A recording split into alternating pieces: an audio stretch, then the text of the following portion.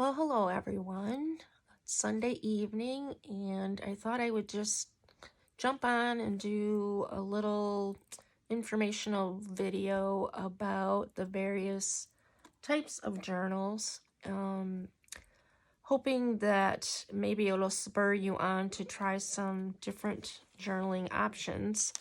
I know that sewing in the signatures can be a little intimidating, and there are plenty of other options that you can certainly steer clear of sewing in the signatures if that is your preference. The first one I'm going to show you, I learned from a good friend of mine, Dawn Donnelly, who is also a member of our group. I took the class from her, and I have since made numerous journals like these. They're called the Inspiration Journal.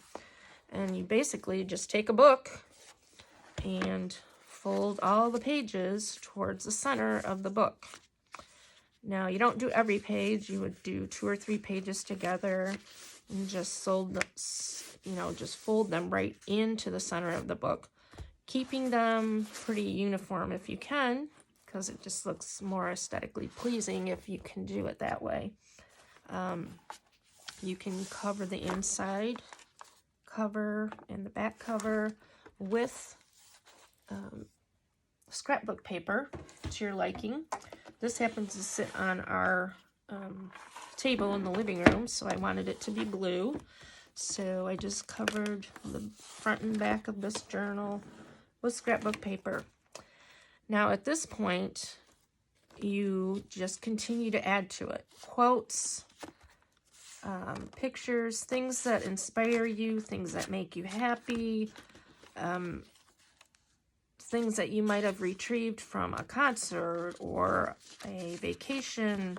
You can use concert tickets or, musicals, anything that you might have attended. I have pictures in here that make me happy, and it's just fun to reminisce and look back at this book. I even have pictures, Anne Getty's pictures in here, and they just make me happy when I see them. So this is a flower from our garden that I just had laminated. So there's many things that you can place in here, and just continue to add to it.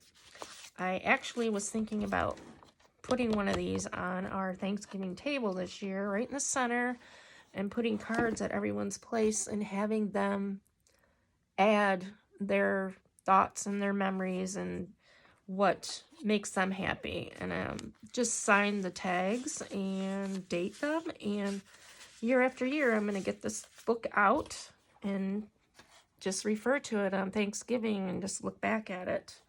It's kind of a memory book, if you will. It's not a typical journal, but I still think that it's part of the journal family. So I put little door cupboard knobs on here just for added bling. Added some charms that I've made. It's just a fun little book, but it's a variation on a journal. If you're not into sewing in the signatures, it's something fun and quick, and I've made a lot of these for friends and family. Another journal is something that's very easy, where you're not sewing the signatures into the binding either. And this is just a plastic manila folder underneath, and it's got a fabric cover, but you can certainly put paper on it. You can use wallpaper or shelving paper, anything just to cover it and make it more pleasing to the eye. And all you have to do is add your signatures underneath the elastic. And there's 2 elastics here, but you can certainly put in more and just put your signatures in and be ready to decorate. This doesn't really go with this book, obviously, but I just wanted to show you how simple it is. And then there's little pockets, so you can just even keep your ephemera in here. When you're ready to decorate, you have everything at your hands, so ready to go. And this even has an elastic that goes around it to keep it all intact. So that's another fun way to do a journal without having to sew a binding. And here is another one. To me, this is kind of a folio. At least this is what I consider a folio. And it's a one subject journal. This is my garden one, where I keep a lot of notes in here of how my gardening went this year and what I was successful with and how I should replant things differently next year, what didn't grow well in certain spots, critters that I had to get rid of, and how did I do it without harming them, of course. But it's just a one subject journal. I mean, a gardening journal, I can't imagine having to have something very large because there isn't a lot of information to put in it. But you can add your recipes here, canning recipes or whatever. This is an herbal little recipe thing that shows what all the different herbs are good for, the type of time of year to plant them, and how to keep them indoors after the gardening season, etc. But this to me is a folio, and like I said, it just contains pockets. It's not anything that you have to sew a signature into. I did stitch around here, but you certainly don't have to do that. If you don't sew or you don't have a machine, all you have to do is glue it. So just another variation on a journal. Then there's this any, season this can be, but this particular one happens to be Christmas, and it's just the rings on the binding. This is a paper bag journal, the brown lunch bags. And you, obviously, when you fold up the bottom of the bags, you have instant pockets. I even added more pockets on, on the front just with the paper. And this is a very easy journal to make. You can obviously add a lot more bags. I'm only halfway through with this. But this is a fun little gift to give. And for instance, this could just be Christmas 2022. And you just put your memories in here. And you can add pictures from Christmas morning or whatever. And it's just something as a keepsake for whoever you give it to. And these are so fun and easy to make. There's lots of tutorials about these out there. So I just wanted to share another variation on a journal where you don't have to sew in a signature. I also wanted to share with you that there are, this journal in particular, this is a Christmas journal that I made. This is a fully intact book. I did not take any page. I did take a few pages out because it got to be too chunky. But I folded the pages and added the scrapbooking paper. I don't know if you can see, but these are definitely booked pages back here. If you look inside the pocket, you can see that that's a book page. And I just put two book pages together, made a pocket, and then covered both sides. And then you just have a place for more journaling spots and tickets. This is the 25 Days of Christmas, so each page has a number on it. And just very easy to do, and you do not have to sew signatures in. You just use the pages already in existence and add your paper to them. There's one page back here I wanted to show you.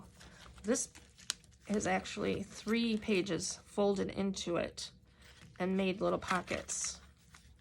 And then you just cover these edges of the pockets. Now you can certainly leave them as is if you want to, but I covered all of these pages. You just take the center of the 2 pages, fold them into one another like this, and now you have 2 pockets. And just cover the book pages with your scrapbook paper. So that's just another easy way where you don't have to sew in the signatures. And I just loved making this book. It was a lot of fun. So that's another variation. But I also wanted to show you, for instance, this is my hobby sewing book. And you can put anything on the front of a journal. As you can see, I have a zipper here. This was upholstery fabric that used to hang in a store, and this is the grommet it was hanging on from in the store. I just put it on the front of the book and put ribbons on it. This is something I printed on fabric. I have a lot of these fabric pieces in my store on Etsy. Not trying to sell my Etsy shop, but I just want you to know that it's readily available and very easy to do. And this binding just has little charms on it, sewing charms. Now this book, I left intact as well, and just added paper and and scrapbooking paper to it as well. And this is just another variation of how you can use a book already on hand and not have to stitch anything. I just love this. This reminds me of my mom so much because she had a lot of these sewing vintage items in our home, so I just had to use that. This is even a divider from a Good Housekeeping sewing book. So I took the divider out, put it in here. I even used McCall's sewing envelope and added the journaling spot on the back. So, but I just wanted to show this to you because you can add so many things to the front of your journal, and the sky's the limit. Just use your imagination. And I wanted to also show you this one. This is a journal that I made. I wasn't happy with how I sewed the signatures in, and so I just took cheesecloth. Cheesecloth is an awesome thing to have on hand. It covers up so many things. You can use it for clusters, you can use it underneath pictures, just an added element that is really very forgiving. I mean, it's a really nice item to have on hand. I put rivets in here in the cover and just added these corners. But I just wanted you to see this because if you're not happy with the way your signatures look and the stitching on the binding, there's always a way to cover it. So don't let that limit you at sewing in signatures. I'm also, I would recommend highly the Reader's Digest books. Now, the ones I had were very, very old, and the papers were literally just crumbling. So I couldn't save the papers, but these bindings are amazing and very sturdy, well intact. I painted the book. Now, I didn't paint the whole cover because obviously I put this on. Then I Mod Podged all of these on, so they're ready to have the signatures added. I will cover these, but since this is red around here, I thought it went good with Santa, so it doesn't really matter that part of the original cover is showing still. That's perfectly fine. It goes with whatever you have, whatever you're putting on the front. For instance, this is green, perfect for Christmas. Obviously, I'm going to have to cover this, but I don't have to worry about covering that. So these are different bindings different covers that I'm working on right now for Christmas. And this last one I wanted to show you, and eventually I'm going to do a little tutorial on this, but this kind of reminds me of stained glass. You start with a black piece of cardstock, and you cut out whatever you want to adhere on it, making sure that you leave a little of the black showing underneath. And to me, it just looks like a stained glass window. Obviously, you can use a lot of different colors. And then I Mod Podged this and then adhered it to the cover. So that's another way of using up all your scraps. And it can be as little as these little tiny things just to fill in the gaps. So, and as you can see, this book definitely was falling apart. So when I adhere some paper in here, it'll just go right up to the edge, and so this won't even show. So I think that might be it as far as the journals go. I hope that this will inspire you to work on some different journals and just try different things. There's so much out there. There's so much to learn, and it's just a fun adventure. And I really hope that you are inspired by these and try something new. There's always something new being shown, and we're trying to show you and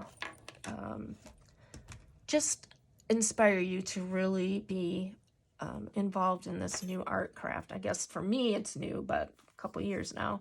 It's been around a long time, but it just keeps getting better and better. And our group is growing by leaps and bounds, and that's what it's all about. We just want to share this art form and create peace with one another, and that's what we're trying to do. So I hope you have a great rest of your Sunday, and we will be back with you very soon. Have a great night. Bye.